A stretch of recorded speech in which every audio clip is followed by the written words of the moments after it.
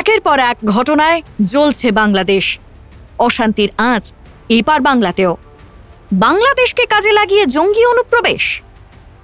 Siliguri corridor দিয়ে অবাধে প্রবেশ জঙ্গিদের।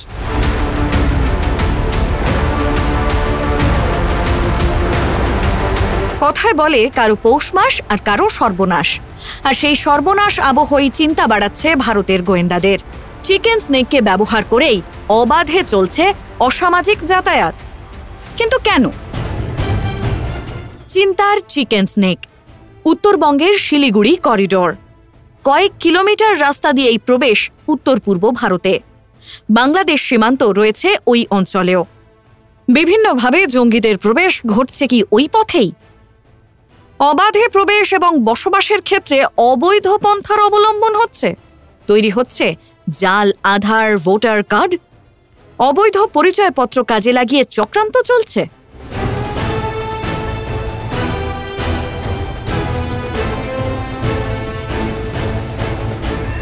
কিভাবে চলছে জঙ্গি অনুপ্রবেশ? দায় কার? একাধিক প্রশ্নের আবহেই বিএসএফ এবং রাজ্য পুলিশের দিকেও চলছে অভিযোগ পাল্টা অভিযোগের পালা।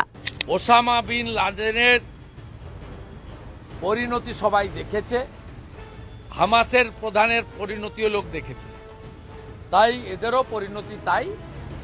অনেকদিন বাড়ির ভাত খায়নি, কিছুদিন বাড়ির ভাত খাক, তারপরে যা হওয়ার ঠিকই। যদিও এই অনুপ্রবেশের দায় কেন্দ্রের দিকে ঠেলেছেন রাজ্যের শাসক দলের নেতা। দেখুন, এই যে জঙ্গি বা সন্ত্রাসবাদের বিষয়টা আসছে, তো এখন দেখা যাচ্ছে দলে দলে বাংলাদেশ সীমান্ত থেকে ঢুকেছে ত্রিপুরায়, দেখা যাচ্ছে অসমের কোকড়াঝড়ে গিয়ে সেখানে ট্রেনিং ক্যাম্প চলছে, তারপর তারা এদিকে ঢুকে আসছেন, কোথাও বাংলার দিকে বা অন্য কোনো রাজ্যের দিকে চলে যাচ্ছে। এগুলো তো মারাত্মক। ফলে সীমান্ত পাহারা দিতে যেমন অমিত শাহের বিএসএফ ব্যর্থ, তেমনি এই ত্রিপুরা সরকার, বিজেপির সরকার, অসম সরকার, বিজেপির সরকার, সেই সব জায়গায় অনুপ্রবেশকারী জঙ্গিরা ঢুকছে, থাকছে, রোহিঙ্গা ঢুকছে, থাকছে, সন্ত্রাসবাদের ট্রেনিং চলছে, আর সেখান থেকে ট্রেন পথে বা বাস ধরে তারা অন্য রাজ্যে বা বাংলায় আসছে। কি করে হতে পারে এটা? একে তো সীমান্তটা কেন্দ্রের দায়িত্ব, তারা ফেল করছে, আবার বিজেপি শাসিত রাজ্যগুলোতে এই রোহিঙ্গা বা এই বহিরাগত বা জঙ্গিরা তারা সেখানে থাকছে। আমাদের পুলিশ, এগুলো সিপিএম জমানাতেও আমরা দেখে এসেছি হয়েছে, কিন্তু এখন রাজ্য সরকারের পুলিশ অত্যন্ত তৎপরতার সঙ্গে তারা যতটা সম্ভব সাবধানতা রাখছেন, ধরছেন, কিন্তু সীমান্ত দিয়ে বা অন্য রাজ্য দিয়ে যদি ঢুকে আসে, এই জনবহুল রাজ্য, জনবহুল এলাকা থেকে তো বহিরাগত বা অমুক এইসব তো ধরাটাও যথেষ্ট সময় সাপেক্ষ এবং কঠিন কাজ। ভিন রাজ্যের সঙ্গে একযোগে একাধিক সন্দেহভাজনকে গ্রেফতার করেছে রাজ্য পুলিশের STF.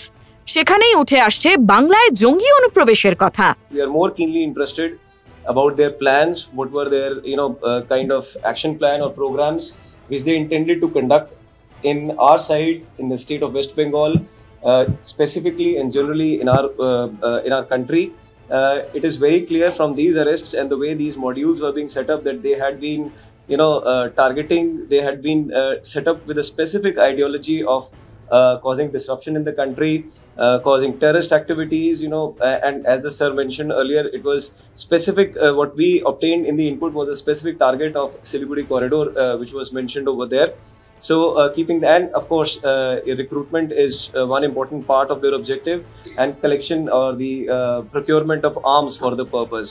So keeping all that in mind, the operations have been conducted, very well coordinated and successful operation, and we are in touch with the SAM STF to take further this entire operation and to unearth any more persons or modules which were involved in this particular gang. যদিও BSF এর DG বলছেন, border BSF के द्वारा guard किया जाता है और दूसरी तरफ से बीजीबी की तरफ से गार्ड किया जाता है। दोनों फोर्सेस का अच्छा कोऑर्डिनेशन है और लगातार हमारा प्रयास रहता है कि किसी प्रकार की इन्फिल्ट्रेशन या एक्सफिल्ट्रेशन यहाँ से ना हो, और उसमें ज़्यादातर हम लोग बहुत अधिक तरीके से हम लोग सफल भी हैं। और पूरा प्रयास करते हैं कि किसी प्रकार की कोई स्मगलिंग, ह्यूमन ट्रैफिकिंग आदि ना हो, और हमारा ये प्रयास हमेशा जारी रहेगा। কিন্তু ক্যানিং থেকে বর্ধমান, ঘোজাডাঙ্গা থেকে শিলিগুড়ি, কেন নাম ভাড়িয়ে চক্রান্তের অভিযোগ এ রাজ্যে বসেই? কিভাবে বাড়ছে জঙ্গিরা? কি বলছেন প্রাক্তন বিএসএফ কর্তা? যে আমাদের চিকেন নেক নামটা কেন হয়েছে? একটা মুরগি এরকম, হঠাৎ তার গলাটা কিন্তু এরকম ছোট্ট, আবার ঝুঁটিটা। সুতরাং এই যে এই চিকেন নেকটা ওরা বলছে যে আমরা নিয়ে নেব। আরে তোরা 4 দিনে তো কলকাতা নিয়েছিস, তাহলে চিকেন নেকও সেইভাবে নিবি? কে তোকে আটকাচ্ছে? যদিও এই ব্যাপারটা হয়তো অনেকের কাছে হাসির খোরাক হবে, কিন্তু আমি বলবো যে কোনো ইনপুট, যে কোনো থ্রেট, ওটাকে আমাদের কাছে তৈরি থাকতে হবে, যাতে করে যদি কোনো সময় তারা এই ধরনের কাজ করতে যায়, তাহলে যেন আমরা তাদের ধ্বংস করতে পারি। আজকে সীমান্ত নিরাপত্তা করার জন্য আমাকে যে লজিস্টিক্যাল সাপোর্ট, সেটা তো পাইনি। আজকে যখন এই বাবডয় ফেন্সিং প্রথম শুরু হয়, তার এক্সিকিউটিভ কমিটির মেম্বার আমি ছিলাম আসাম থেকে শুরু হয়, যখন প্রফুল্ল মহান্ত ওয়াজ দি চিফ মিনিস্টার প্রথম আসলেন। তার পরবর্তীকালে আমরা সেইটাকে রেপ্লিকেট করলাম ওয়েস্টার্ন থিয়েটারে, পাঞ্জাব, রাজস্থান, এইসব জায়গায়। এবং সেখানে যে ধরনের আমরা সাড়া পেলাম, নট অনলি সাড়া, যেভাবে আমরা করতে পেরেছি, আমার দুঃখ যে ইস্টার্ন থিয়েটারে সেইভাবে আমরা করতে পারিনি। আর যে তারগুলো, যে আয়রন পোলগুলো, সেগুলো খসে পড়ে গেছে। এটা তো একটা কন্টিনিউয়াস প্রসেস, মেনটেন্যান্সটা। সেই মেনটেন্যান্স যদি না করে, তাহলে তো এটা বাড়তেই থাকবে। কোনো অর্গানাইজেশন তারা কিন্তু করতে পারে না যে আমি করব না। কারণটা হচ্ছে যে আমাদের যারা রয়েছেন সেই জায়গাগুলোতে আপনাকে করতে হবে, আইডেন্টিফাই করতে হবে। Murshidabad has always been a very vulnerable district, এবং ওখানে বর্ডার করাটা অত্যন্ত একটা অসুবিধা। সেই জন্যে সেটাকে তৈরি করতে হবে, ইনফ্রাস্ট্রাকচার অ্যান্ড আদারওয়াইজ যেটা রয়েছে। কারণটা হচ্ছে যে ওখানে যদি না করতে পারি, তাহলে কিন্তু আবার সে হবে। সিমিলারলি মালদার একটা অংশ, সিমিলারলি আমরা যদি এই উত্তরবঙ্গটাকে দেখি, সেই উত্তরবঙ্গেও কিন্তু সেই একই অবস্থা। তো এই জিনিসগুলো আমাদের প্রত্যেকের মধ্যে দায়িত্ব নিতে হবে। দিল্লি থেকে বলবে যে এটা হচ্ছে রাজ্যের দায়িত্ব, আর রাজ্য থেকে বলবে দিল্লির দায়িত্ব। No, border security force is the force of the nation, কোনো ব্যক্তির নয়। Neither it is Narendra Modi, nor it is in the state also, not it is Mamata Banerjee. সীমান্ত পার তার কাঁটা অবাধে এদেশে প্রবেশের পরেও কি করছে পুলিশ? কলকাতা পুলিশের প্রাক্তন ডেপুটি কমিশনার বলছেন, ভারতবর্ষের সাথে বাংলাদেশের যে টোটাল বর্ডার প্রায় 4150 কিলোমিটার, এবং পশ্চিমবঙ্গের সাথে বাংলাদেশের যেটা বর্ডার সেটা হচ্ছে 2212 কিলোমিটার। তার মধ্যে 700 কিলোমিটারের কোনো ফেন্সিং নেই, কোনো ওয়াটার বডি নেই, কোনো ফেন্সিংও নেই। মানে আপনি ইচ্ছা করলে ওদিক থেকে এদিকে আসতে পারেন, আমি ইচ্ছা করলে ওদিকে যেতে পারি। এবং যেহেতু ওখানে জমি জটের জন্য জায়গা পাওয়া যাচ্ছে না, সেহেতু ওখানে ফেন্সিং দেওয়া যাচ্ছে না। বাংলাদেশের এই উদ্ভূত পরিস্থিতির জন্য প্রচুর পরিমাণে আগন্তুক অনুপ্রবেশ এবং জঙ্গিরা নানা ছদ্মবেশে পশ্চিমবাংলায় প্রবেশ করছে। এটা হচ্ছে 1 নম্বর। 2 নম্বর হচ্ছে, তাহলে ওরা প্রবেশ করে ওরা জনঅরণ্যে মেলাচ্ছে কিভাবে? 3টে ভাবে ওরা সাহায্য পাচ্ছে, 3টে ভাবে। 1 নম্বর হচ্ছে, তারা বেসিক্যালি সোশ্যাল হেল্প পাচ্ছে।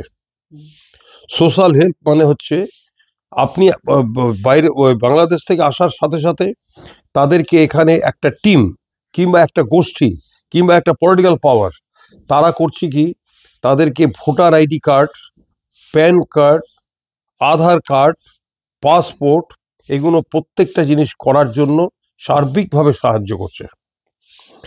এবং এটা হচ্ছে সোশ্যাল হেল্প। আরেকটা সোশ্যাল হেল্প কি করছে, সেটা হচ্ছে এদেরকে থাকতে দিচ্ছে। ধরুন আপনি এই মুহূর্তে গিয়ে মধ্যপ্রদেশের কোনো জায়গায় আপনি গিয়ে কোথায় থাকবো, কিন্তু আপনার যদি লোক ওখানে থাকে, তাহলে আপনাকে থাকার জায়গা করে দেবে। ঠিক সেরকম থাকার জায়গা করে দিচ্ছে। 3টে হেল্প তারা পাচ্ছে, একটা সোশ্যাল হেল্প, একটা পলিটিক্যাল হেল্প, একটা ফিনান্সিয়াল অর্থনৈতিক সাহায্য। এই 3টেকে যদি আপনি মাইনাস করে দেন তাহলে ওরা এখানে আসতে পারবে না। পুলিশের সংখ্যা হচ্ছে পশ্চিমবঙ্গে 1 লাখ লোকের জন্য 97.2, 100 জন নয়, 97 জন মাত্র পুলিশ। 1 লাখ লোককে কভার করতে হবে, তাদের যাবতীয় প্রবলেম দেখতে হবে। পুলিশের সংখ্যাটা খুব কম, নাম্বার 1। নাম্বার 2 হচ্ছে এই যে যারা প্রথম পাস করছে বিএসএফ এর মাধ্যমে, যারা হচ্ছে এখন অনুপ্রবেশকে আটকানো গোটা পৃথিবীতেই প্রায় খুবই কষ্টকর হয়ে দাঁড়িয়েছে। কিন্তু ঘটনা হচ্ছে যে নানাভাবে জলের মাধ্যমে, সাঁতরে, নানা লোকের মাধ্যমে, ডিসগাইজ ছদ্মবেশে তারা ভারতবর্ষে ঢুকছে। কিছু কিছু বিএসএফ এর লোক সাহায্য করছে, কিছু বিএসএফ এর অফিসার অ্যারেস্টও হয়েছে। অবৈধ প্রবেশ, জঙ্গি কার্যকলাপের আবহেও চড়া হুঁশিয়ারি এদেশের দুঁদে সেনাকর্তাদের।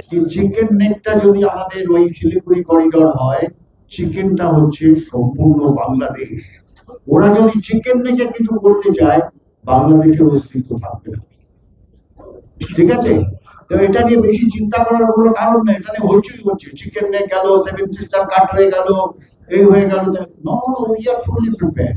ওই চিকেনটা হচ্ছে বাংলাদেশ। ও নেক নিক, আমরা চিকেনটা নিয়ে নেবো, তখন কোথায় থাকবে? ওভার এস্টিমেট কিংবা আন্ডার এস্টিমেট দুটোই খারাপ। আমরা প্রকৃতভাবে এই জিনিসগুলোকে নিয়ে আমরা এদের উপরে অ্যাকশন নেই, যাতে at the time when the balloon goes up we are not found to be wanting। তবে কিভাবে কমবে জঙ্গি অনুপ্রবেশ? প্রাক্তন পুলিশ কর্তা বলছেন, একটা এর মধ্যে থেকে যখন জঙ্গি বেরোবে তখন ওরা বলতে পারবে যে আমি এই সার্টিফিকেটগুলো দিয়েছিলাম, এই লোক দায়ী। অর্থাৎ কনস্পিরেসিতে, এই যে ক্রিমিনাল কনস্পিরেসি যখন কেস হবে তখন এদেরকে অ্যারেস্ট করে আনতে হবে, নাম্বার 1। নাম্বার 2 হচ্ছে শুধু অ্যারেস্ট করা নয়, এদেরকে মিডিয়াতে বারবার দেখাতে হবে যে এই দেখুন অমুক নেতা উনি সার্টিফিকেট, জাল সার্টিফিকেট দিচ্ছিলেন টাকার বিনিময়ে কিংবা অন্য কিছুর বিনিময়ে।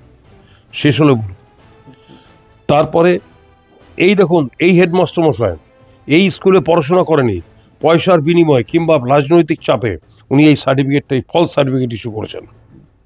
অর্থাৎ ওদেরকে বাইরের সমাজ ব্যবস্থার কাছে একদম ঝুলিয়ে দিতে হবে। অন্যের ঘরে আগুন, কিন্তু নিজের ঘর বাঁচবে তো? উঠছে বহু প্রশ্ন, কিন্তু উত্তর। ক্যামেরায় শুভজিৎ মুখার্জির সঙ্গে রমেন দাসের রিপোর্ট, সংবাদ প্রতিদিন.in।